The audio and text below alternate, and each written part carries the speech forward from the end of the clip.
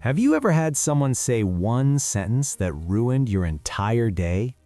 Maybe it was a sarcastic comment, a rude email, or someone cutting you off in traffic. Suddenly, your mood is gone, and your mind keeps replaying the moment over and over again. But here's something fascinating about how the brain actually works. When your body experiences anger, the chemical reaction in your brain lasts about 90 seconds. That's it. After those 90 seconds, the body naturally begins returning to normal. So why do some people stay angry for hours or even days? Because after the chemical reaction fades, something else takes over: your thoughts. Before we begin, make sure to subscribe to the channel and turn on notifications. Your mind starts replaying the event. You imagine what you should have said. You relive the moment.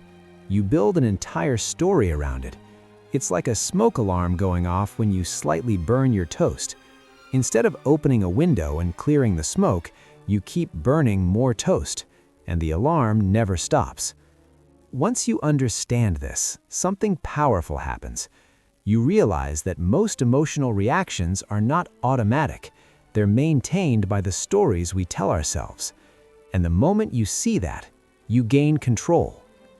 Today we're going to explore 10 psychological principles that can help you stop letting difficult people control your emotions. 1. The button pusher illusion. People often say, "They know exactly how to push my buttons." But think about that phrase for a moment. Buttons only work if they're connected to something. When someone triggers you emotionally, they're usually touching an old wound, insecurity, or unmet need. Maybe a coworker's criticism reminds you of a parent who constantly judged you. Maybe a sarcastic joke reminds you of being mocked growing up. The other person isn't controlling you. They're simply revealing something that already exists inside you. And once you see that, you stop being a remote control for other people's behavior. Instead, you become the one holding the remote. 2. Anger is often a disguise. Here's something many people never realize. Anger is usually a cover emotion. Underneath anger, there is often something more vulnerable: hurt, fear, embarrassment, rejection. For example, your partner forgets an important date and you explode in frustration. But if you're honest, the real feeling underneath might be, "Do I matter to you?" Anger protects us from feeling exposed, but when we only express anger, the real issue never gets resolved. When you learn to identify the emotion underneath the anger, communication changes completely. Instead of attacking, you start expressing what actually matters, and that leads to understanding instead of conflict. 3. The space between trigger and response. One of the most powerful ideas in psychology is this: between what happens to you and how you respond, there is a small space. Most people move through that space so quickly they don't even notice it. But inside that moment lies your freedom. Imagine receiving a passive-aggressive message from someone. Your first instinct might be to fire back immediately. But if you pause for just a second and ask yourself, "How will I feel about this response tomorrow?" That pause changes everything.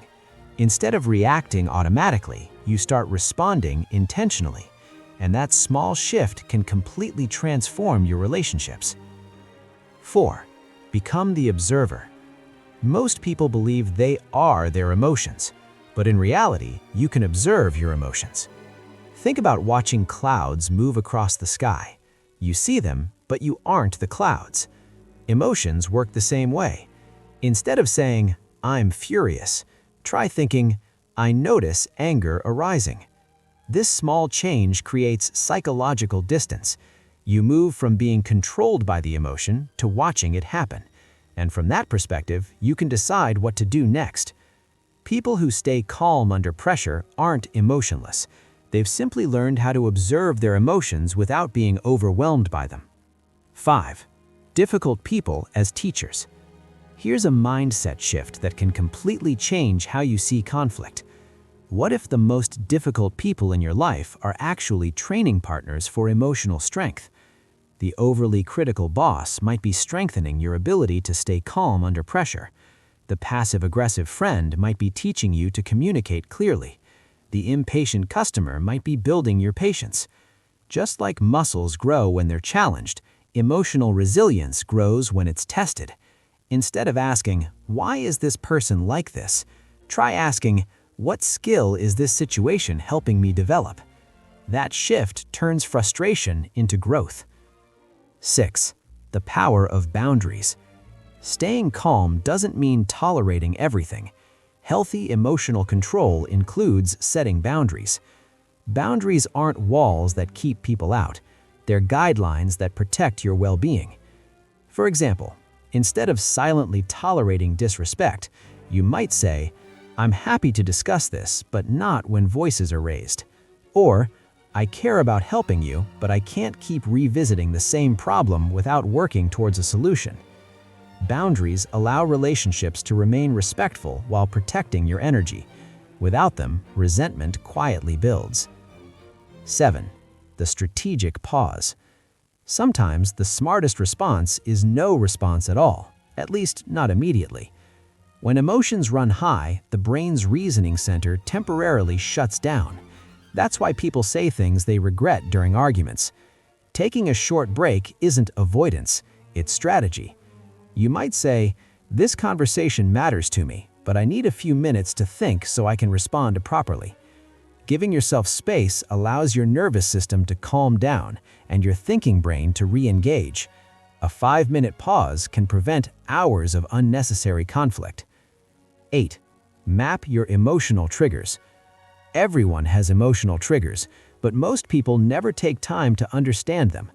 Triggers often follow patterns. Maybe you react strongly when people question your competence.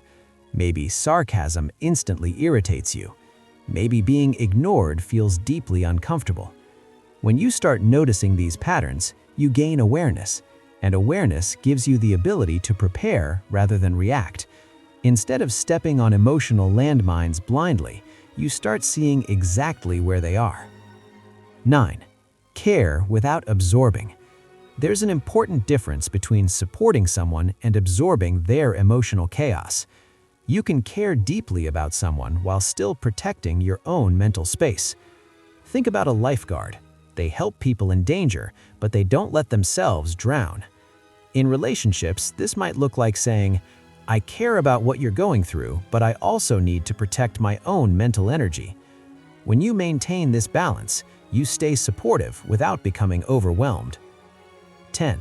Rewrite the story. Finally, one of the biggest influences on your emotions is the story you tell yourself.